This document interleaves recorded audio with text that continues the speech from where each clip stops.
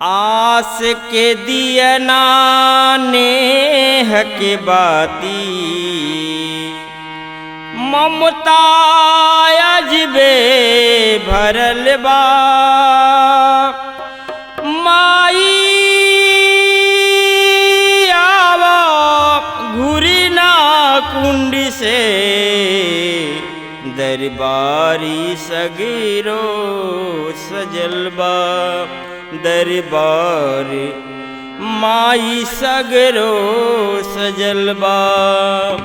फूल गमकौआया दवना मड़ुइया से रहिया सजवल बानी कूस के तरैया के।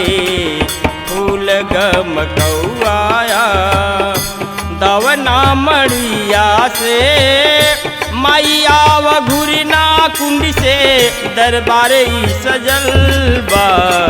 फूल गमकौआया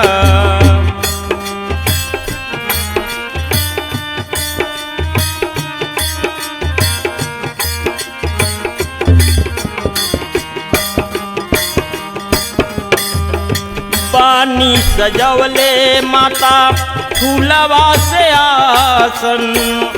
करी जन देरी माई छोड़ी न रासन।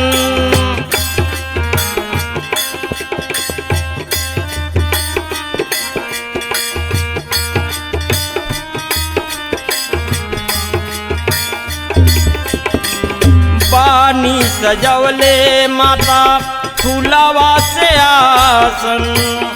करी जन देरी माई छोड़ी न रासन। करी जन देरी माई छोड़ी न रासन।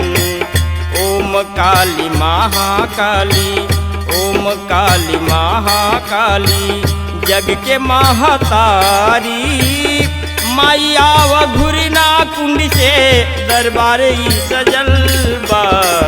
फूल गमकौआया दवना मड़ुइया से रहिया सजवले बानी कूस के तरैया के।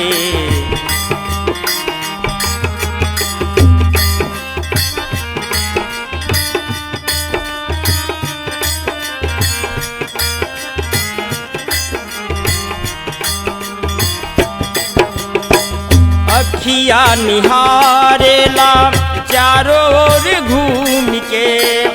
जियरा जुड़ाई लेती चरण माँ के चूम के।